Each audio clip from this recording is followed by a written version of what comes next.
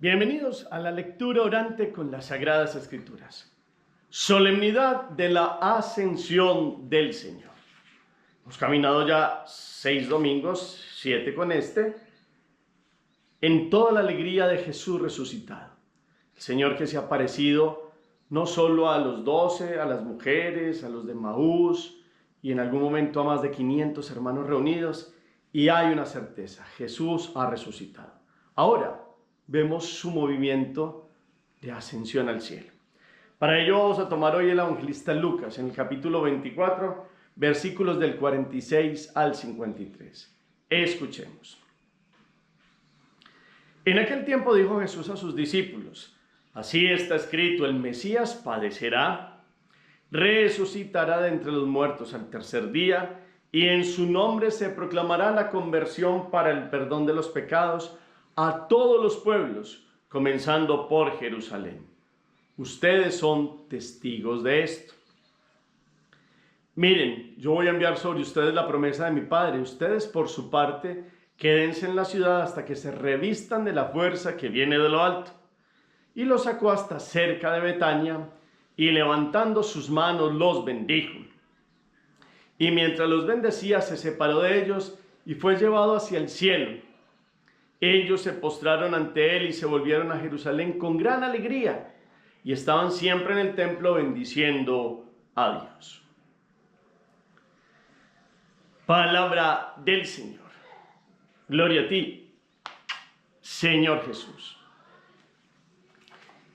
Pidamos hoy la fuerza, la unción, la presencia, el respaldo del Espíritu Santo. Digámosle: ven Espíritu Divino, manda tu luz desde el cielo.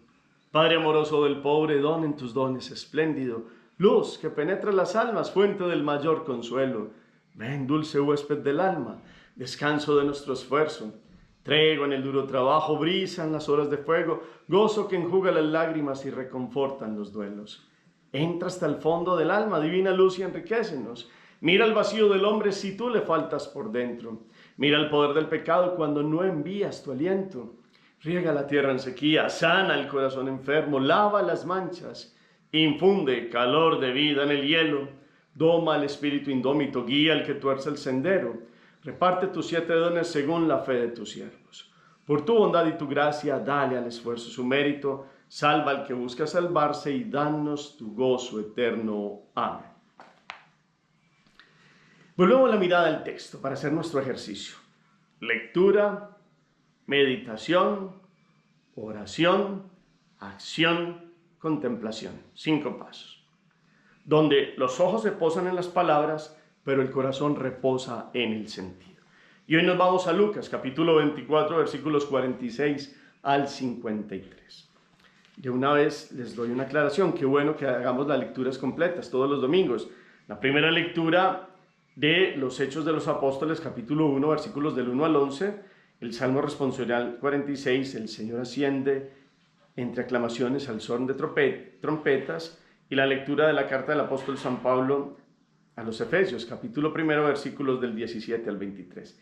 Pero es fundamental la primera lectura de los Hechos de los Apóstoles, porque une todo lo que termina de la narración del Evangelio de hoy, después lo une San Lucas en una versión de cómo, contándole a un amigo llamado Teófilo, ya le había presentado los hechos que se dieron durante la vida de Jesús, y después cómo terminó el peregrinar terreno por Jesús cuando asciende al cielo, y ellos son testigos de esta realidad, y unos ángeles aparecen allí porque los apóstoles se quedaron mirando al cielo, y los que estaban allí, y ellos le dijeron: Galileos, ¿qué hacen ahí plantados mirando al cielo?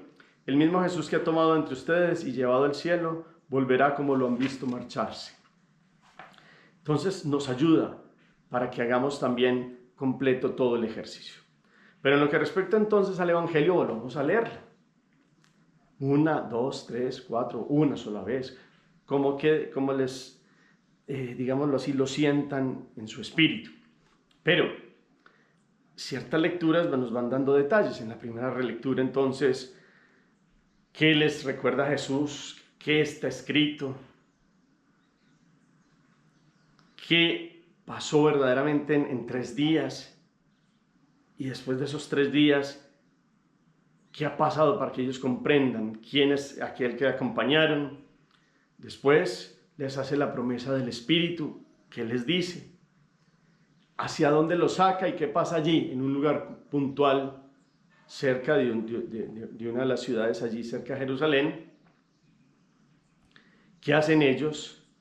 ¿Y con qué actitud después empiezan a proclamar la presencia de Jesús? Hacemos la pausa, la palabra resuena. Como siempre, hoy, domingo, ¿qué de lo proclamado le ha quedado en el corazón? ¿Qué versículo, qué expresión, qué palabra, qué frase, qué personaje, qué actitud, qué detalle hay hoy para que el corazón quede como palpitando? Y tercero, quedémonos con la síntesis al final para que podamos pasar al segundo momento. De lo que objetivamente dice el texto a lo que me dice hoy a mí este texto, y en este texto la celebración de la Ascensión.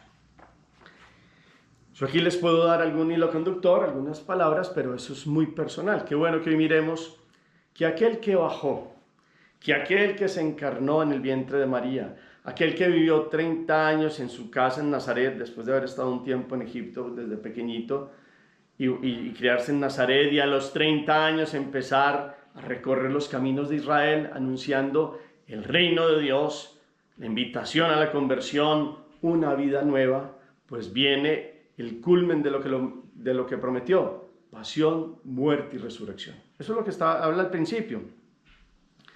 Capítulo 24, versículos 46 al 53. Así dijo Jesús, así está escrito: el Mesías padecerá, resucitará entre los muertos, y al tercer día en su nombre se proclamará la conversión para el perdón de los pecados a todos los pueblos, comenzando por Jerusalén. Ustedes son testigos de esto. La primera parte es una síntesis de Jesús resucitado, que va a ascender al cielo y que les muestra cómo lo prometido en las Sagradas Escrituras se cumplió en él. Está claro, estaba prometido, padecerá.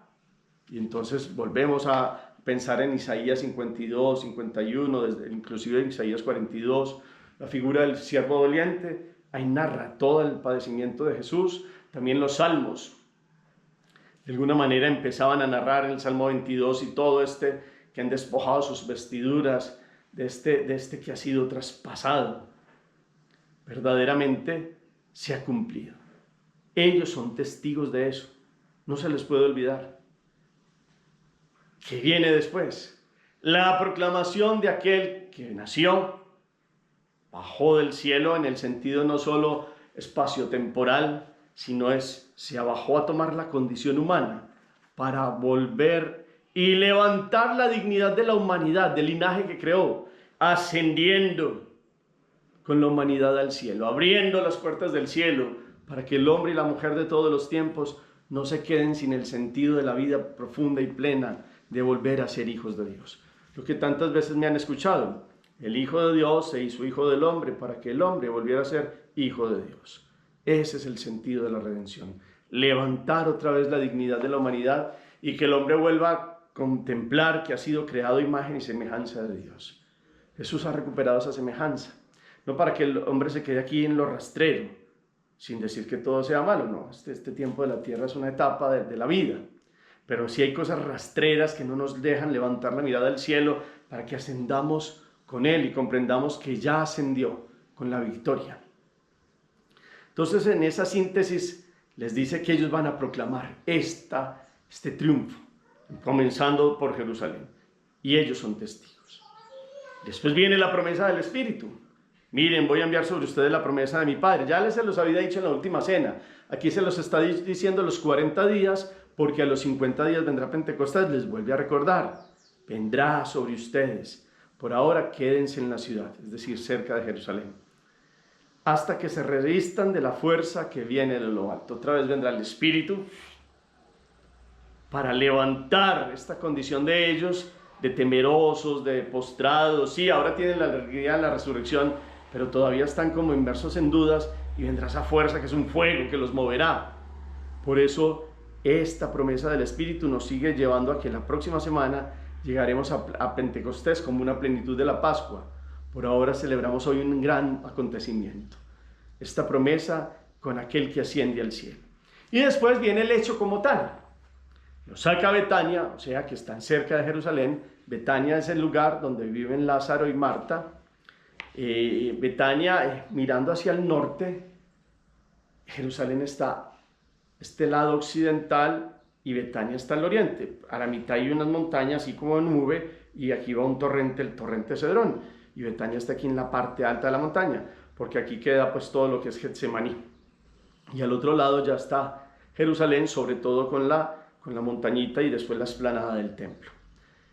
En esa explicación geográfica vemos que Jesús toma una parte alta cerca de Betania para hablarle a los apóstoles en sus últimas palabras humanas. Llegó el momento de la ascensión. Los sacó, levantando las manos, los bendijo. Viene la última bendición terrena, porque Él continuará todos los días hasta el fin del mundo con la presencia del Espíritu. Y mientras los bendecía, se separó de ellos y fue llevado hacia el cielo. Ellos se postraron ante Él. ¿Y qué nos dice? ¿Qué les dejó esto de la ascensión? Bueno, fueron a Jerusalén con gran alegría y estaban siempre en el templo bendiciendo a Dios.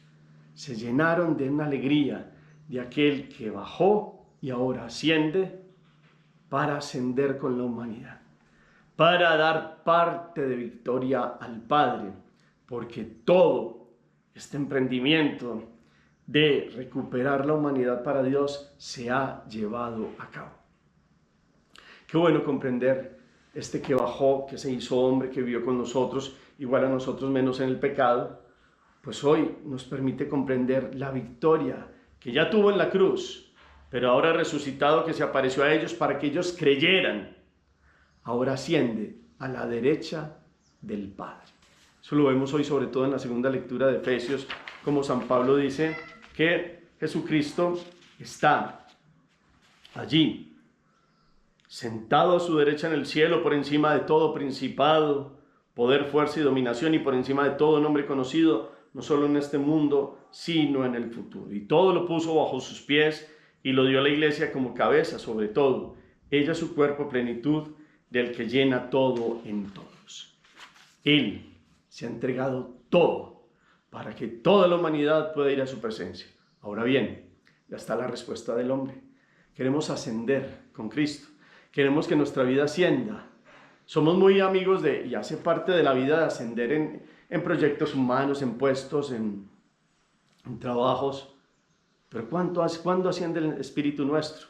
Si ya con el bautismo se nos dio la victoria, porque a veces en vez de ascender con Dios, que nuestro espíritu se eleve hacia Él, bajamos y bajamos y bajamos y bajamos y bajamos, y a veces nos postramos y caemos a lo profundo por separarnos de Él. Si Él ya nos dio la victoria y una vida de bautismo para ascender y ascender, no en un círculo vicioso del pecado, sino en una espiral de un amor que no terminará jamás.